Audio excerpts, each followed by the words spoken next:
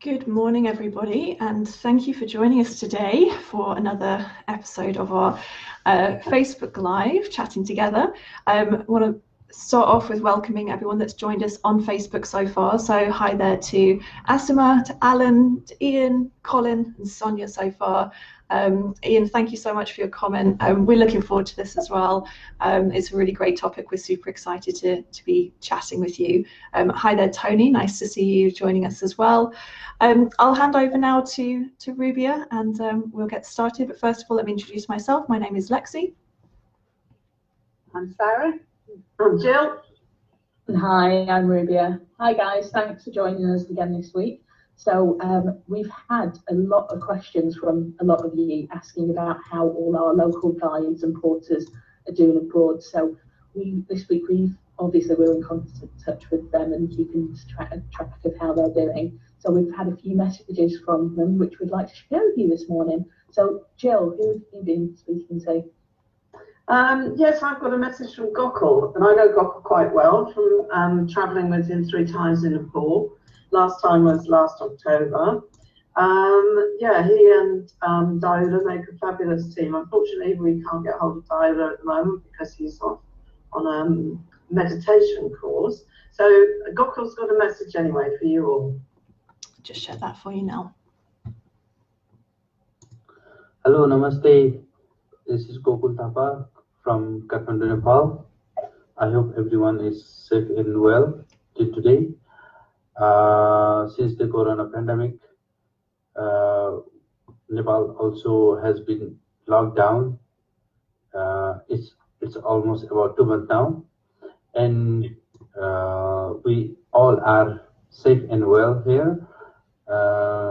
We don't have any death casualty till today, so we don't have any big impact at the moment, but we are still afraid for next coming days.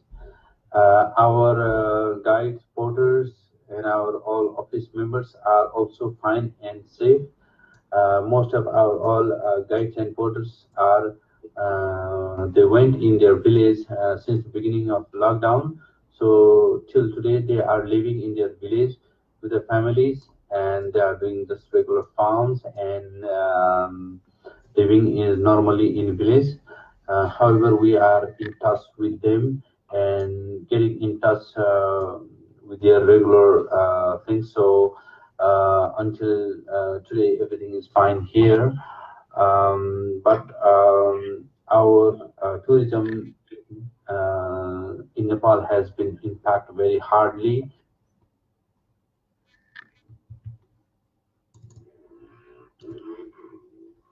And that was a fantastic message from Gokul. Thank you so much for sharing that with us.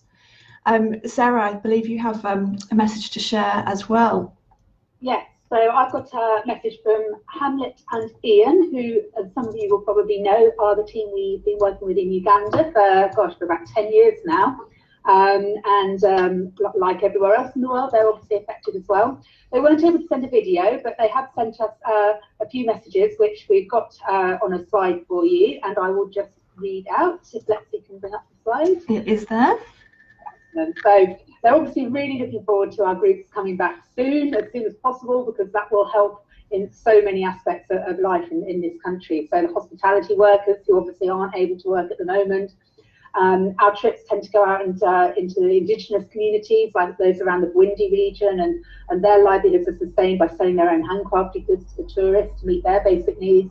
And obviously local hotels and lodges will also not only be receiving visitors themselves, but be able to support farmers who are supplying their goods. So there's so many, it just highlights, I guess, how so many aspects of society, not just the ones you directly think about, are being affected at the moment. They're all keeping safe. They're under lockdown as well, and they're just remaining committed to making sure that everything comes back up and running again once we're in a position to do so. Perfect. Thank you so much, Sarah, for sharing that. I'm just going to say a few more hellos. We've had a lot of people commenting and joining. So hi there to Rob, Adam, Natalie, Jude, Sue, Tracy, Nikki. Lovely to see you. Thank you for joining us. Again, if you've got any questions or comments as we go through, please pop those down in the comments and we'll do our best to address those for you. So Sarah, I think there's someone else you'd like to introduce for us this morning. Yeah, so the next message we've got is from Nigel. Now, Nigel is, so he's here in the UK, so he's personally in the same situation as we're all in at the moment. He leads our Arctic survival weeks that we do out in northern Sweden, and he's also been involved in our UK survival weekends and our Scottish canoeing challenges. So here's a few words from him. Perfect. Hello everyone, my name is Nigel Startin. I sincerely hope that you are safe and well right now in these troubled times. I am just introducing myself because I am a, what's my job really, expedition leader, survival instructor, I don't know, it all depends what I'm doing, but I basically run the Arctic survival challenges for a different travel company in northern Sweden. Hence wearing this hat, because I went out to Sweden in December and we did something like 12 courses back to back, and we literally got back a day before lockdown, so I hence not being able to get to a barber shop. But anyway, if you don't know anything about the event, please have a look on the Different Travel website. The mountains, the hills, the lakes, they're all still out there. Okay, so just make sure that you are fighting fit and ready to go and have some great adventures. But until then, you must stay safe. All right, take care. You can certainly see the struggles there, having been away in the Arctic and coming back, desperately looking forward to a haircut and all of the barbershops being closed. Nigel, bless you. Hopefully you'll be able to have your haircut fairly soon. So we've had a couple more messages as well, and I'm going to introduce the next one. That is from Antipas Mato, who is our Kilimanjaro guide. I would just share the message that he has for us right now. My name is Antipas Mato. I'm a mountain guide. I've been climbing Kilimanjaro or leading groups of Kilimanjaro for more than 15 years now. I have a family and I'm blessed with 3 kids. I'm here to talk about how we are coping in this crisis. I'm talking about the COVID-19 crisis or pandemic. And to be honest, this virus or disease has brought us a lot of problems. It has affected us quite tremendously because there is no tourism at all. And as you know, tourism industry has been employing a lot of people, either directly or indirectly. And therefore, a lot of people are at home now. They're not making money, and they're worried about the disease as well. So we're trying our best to cope with it. We're trying to cope with it by doing small farming, and by doing that, we get food as well. It's not mainly for crops or like selling the foods, but it's mainly for food. And we're coping by moving from towns to villages, and I will say like 78% of the porters and guys have already moved to their home villages to avoid paying the house renters, because it's a little expensive staying in town while you're not working.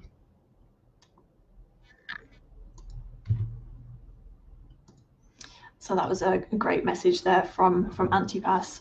I have another wonderful guide to introduce to you as well. Abdullah from Morocco, one of our most popular Sahara guides and mountain leaders as well from Mount Toubkal.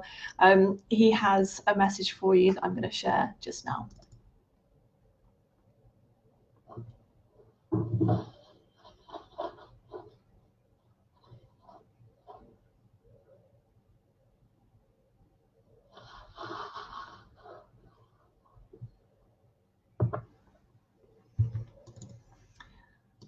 And this amazing message from Abdullah, you may well be aware that in Arab countries, it's often considered to be offensive to throw a shoe. However, in Berber culture, and Abdullah is from a Berber community, it's actually a sign of kind of good wishes and is a very positive thing. So what a lovely message there from the team over in Morocco. You're always in our hearts, such a special thing. So finally, Rubia, who are you going to be introducing today? I've been in touch with the guys over in Cambodia, so I've been messaging Suvette and Nak just to check up on how they are, and I've got a video message from Nak, who incidentally it's his birthday today, so happy birthday, Nak, and thank you very much for this video.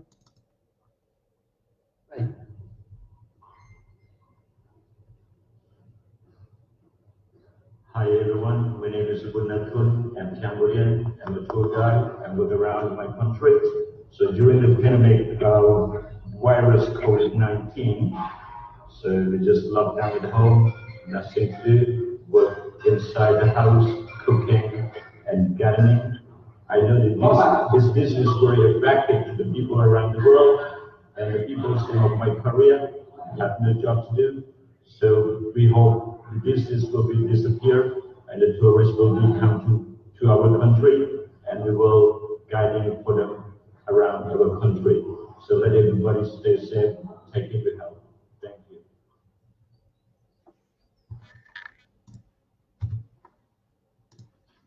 And another fantastic message from one of our guides. It's so heartwarming, isn't it, knowing that we have this amazing technology, we can communicate with our teams around the world and know how they're doing. Really, really special. So over to you, Rubia. What are we talking about today? Let's get into it. Yeah, wonderful. So we've been keeping in touch with everyone over there, and I think the overarching message from all of them is how important it is that once all this is over, people do go back and visit, and the importance of tourism. I've got some stats here. Apparently, some research by the World Tourism and Travel Council has shown that 1 in 10 jobs globally are supported by travel and tourism, and 1 in 4 new jobs created in the past 5 years were in the travel sector.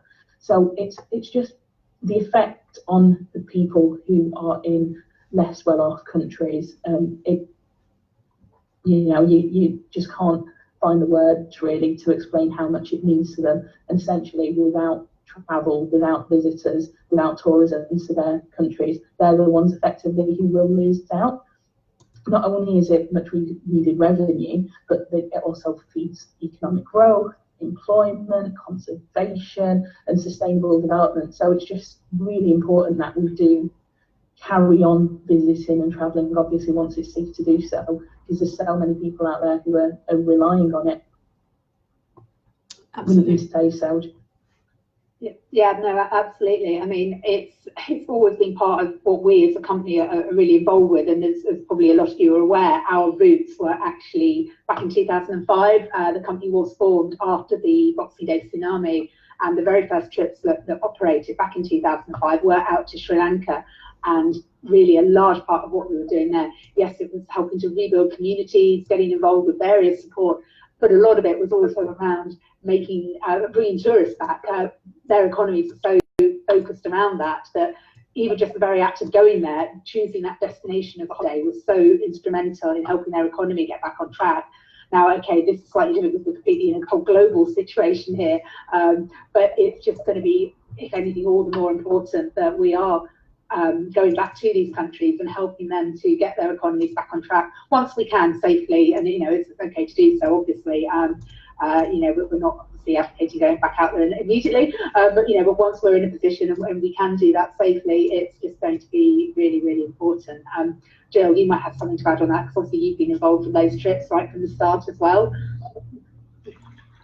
Yeah, on a really personal level, the first time I got involved with different travel was as a passenger.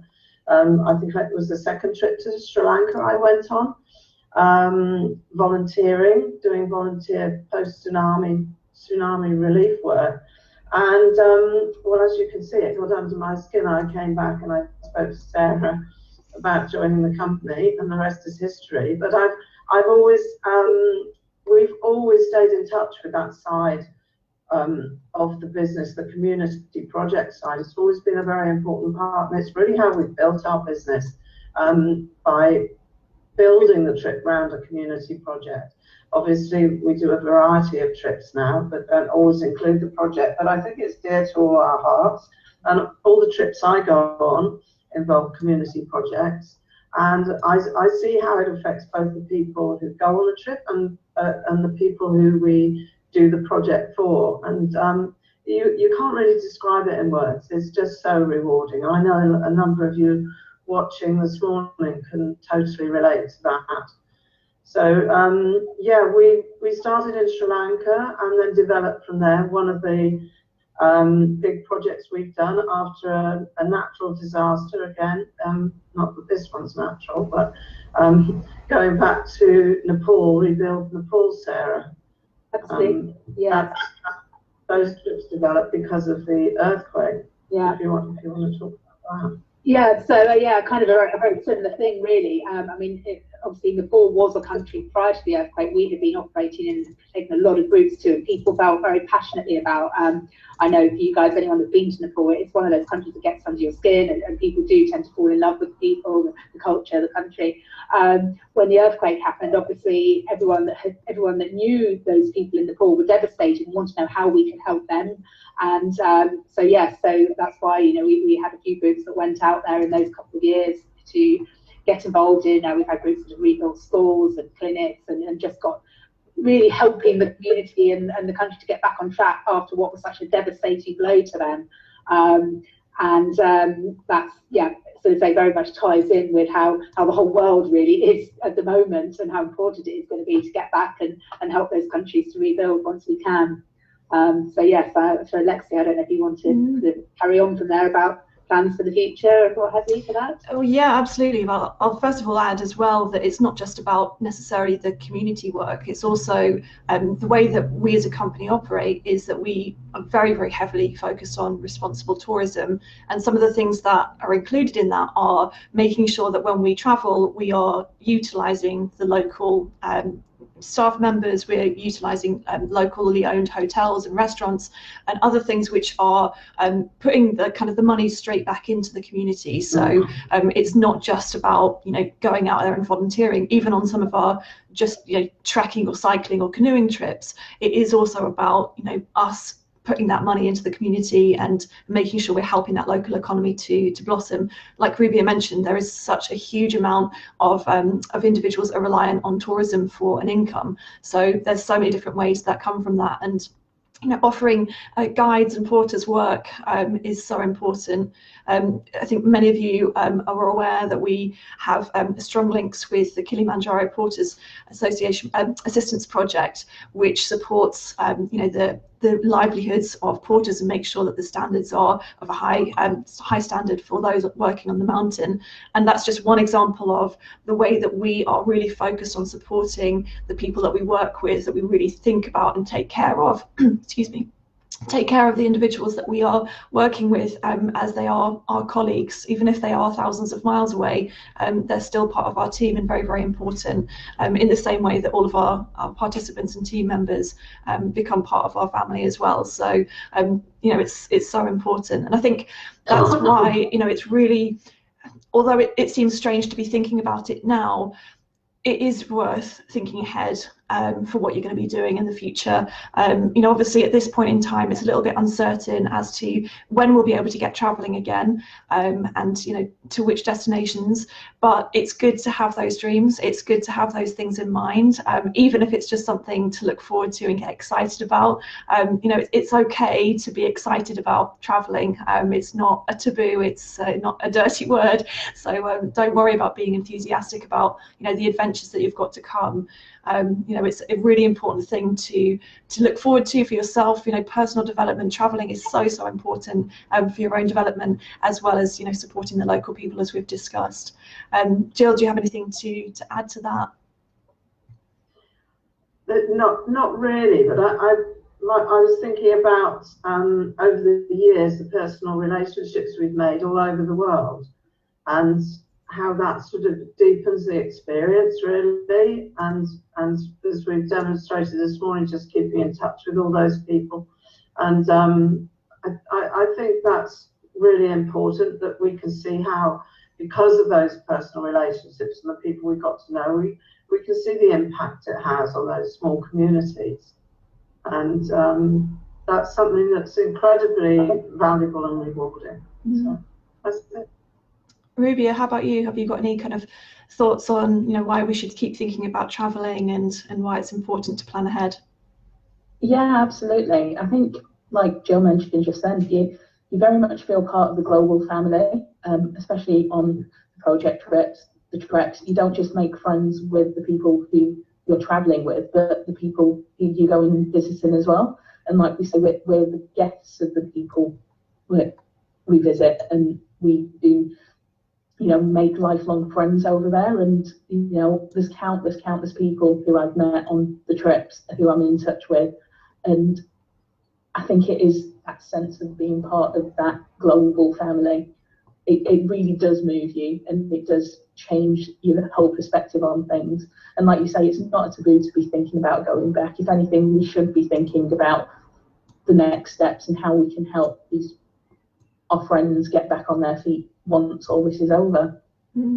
What about you, Sarah? What do you think? Absolutely. I think this current situation has kind of highlighted how the whole world is in this together. I think probably for the first time, certainly in my memory or whatever, there's been this situation that everybody is pretty much in this situation at the moment, and it just highlights how we are all a global community, and it is so important to help each other, and as soon as we can, get back out there, and yeah, do what we all love doing, which has positive benefits to us going. It's for our well-being and our enjoyment, obviously, but also helping those economies, those people, those communities, so that we can all get back on our feet. We've had a really great question from Tony asking, and I'll direct this to you, Sarah, how do you choose which local operators to work with? It's a great question. It is. I mean, I guess we're lucky, and it's such a relationship that you build up over the years, and most of the people we work with now, we have been working with for more than 10 years, which is fantastic. Obviously, there are occasions where we are looking to go to a brand new country, a brand new destination, and in those instances, in the very first almost is we talk amongst ourselves. We've got a huge network of tour managers and people who we work with, as obviously a lot of you have probably met them, and there might be a country that we might not have been to, who people actually work for different travel, but chances are one of our tour managers has. They're a very, very widely travelled community of people, and normally there are some contacts somewhere that will enable us to start those conversations. Very occasionally we might talk to a few different people to begin with. We'll always go out somewhere ahead of a new trip to do a recce, to make sure all the safety aspects are covered, all the boring risk assessments and things like that are done, and obviously meet the team on the ground to be really confident in who we're working with. And we've been, yes, we've sort of been incredibly fortunate over the years that sort of all those relationships we've built up. So, yeah. Absolutely, and I think it's so important, and that's part of who we are as a company, is making sure that we connect with the local guides and the operations on the ground there, and that they have the same responsible tourism policies as we do, and have the same values as us. It's so important that we've got to be aligned with each other and make sure that everything kind of runs really smoothly. And I think many of the people that have joined us on the conversation this morning are people that have travelled with us before, and I'm sure you'll all agree that you can feel that kind of connection between us as a company and the local teams as well. So yeah, a really, really important point there. So the next thing we kind of wanted to chat about was a little bit of reassurance about what we are doing now within this crisis, and how we're supporting groups and kind of keeping things moving forwards, really. So there's a number of ways we're doing that. Of course, communication is key. So we're talking with all of our groups as frequently as we can and giving them updates on their travel arrangements. And if unfortunately they haven't been able to travel at the time scheduled, we've been looking at postponing their trips, so at least they're not disappointed. They still have something amazing to look forward to. It's one of those times where it's very uncertain and people are very anxious, and we're being as flexible as we can with people in terms of trying to accommodate them with alternative arrangements. If they can't make the dates of their new trips, we're offering alternative suggestions. All of our groups, whether they are bespoke charity groups or open challenges, everyone's being really amazing and flexible and willing to take people in and support each other. And again, that's just a fantastic example of the way that our company is kind of like a big community of people that all care and all have that same feeling of wanting to help and do good things for each other. So that's just some of the ways that we've been sort of helping to support people through this crisis. And of course, like I say, just being there and communicating with them, reassuring them that they're not on their own with this. We're all going through this together. I think it's fair to say that all of us, you know, on this call this morning have had some travel disappointments so far this year. There's trips that we've wanted to do that have been cancelled or postponed. So, you know, we're going through it as well. We completely relate to you. We know what's happening. We appreciate it. We feel it. And that's why we're trying to do everything that we can and be as flexible as we can to make sure that we're supporting you. Does anyone have anything that they want to add to that, Sarah, maybe? I think you summed it all up fairly well there. Yeah, certainly we're all in the same situation. We've all had our own holidays either sort of postponed or cancelled, and obviously trips that we were looking forward to going on that aren't to be going ahead maybe until now next year or later in the year. But I think, yes, you know, in terms of sort of we are in constant communication with all of those groups, with all of our people on the ground, as obviously we've kind of demonstrated today. And we're just do all we can and continue to do that until we are in that position that we can get back out there and start travelling again. Can't wait. So Rubia, do you want to tell us what we're going to be talking about next week? Yeah, absolutely. So next week we're going to be a bit of wanderlusting and dreaming about far off places, but we're going to focus on our journey to Nepal. And we're going to be joined by a special guest. Matt Haran is going to be joining us for the chat next week. So he'll be sharing some of his memories and some of his experiences about his time in Nepal. So yeah, can't wait for that. Fantastic. Yeah, I'm really looking forward to that as well. So we're going to wrap it up here. Thank you so much to everybody that's joined us on Facebook this morning. Really lovely to see all those names popping up again. And we hope that you'll join us at 11 o'clock next week when we'll be talking about Nepal with Matt. Thanks so much, and we'll see you next week. Bye. Bye. Bye.